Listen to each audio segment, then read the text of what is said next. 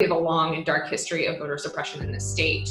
And so what we witnessed on Tuesday night, on Super Tuesday, was a myriad of problems that resulted in the disenfranchisement and voter suppression of communities of color.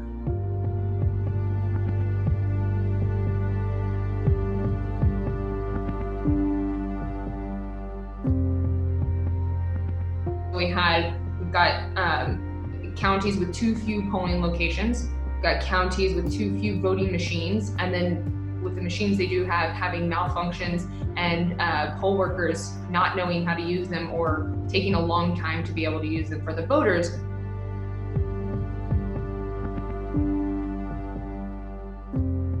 From 2012 to now, that there have been polling location closures across the state of Texas. And in fact, Texas has been the state with the most polling location closures since the Supreme Court effectively gutted the Voting Rights Act in 2013. And what the court did was make it where counties and the state do not have to get things approved by the Department of Justice or a court, and so that they can make these changes without really any oversight over the changes.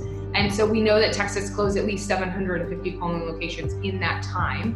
And so the effect of that is, of course, harder on voters because they have less places to go when they go to vote. You've got a Secretary of State who is not providing sufficient oversight of these counties. You've got county officials and local county parties failing to decide together to give voters and the people that they represent enough polling locations and enough machines to be able to cast their ballot in an appropriate amount of time.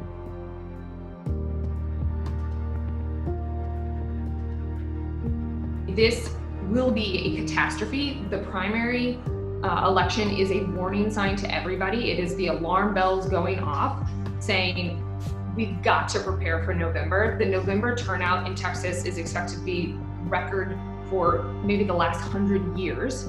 And the primary election gave us a little taste of that. It's expected to be a much higher turnout.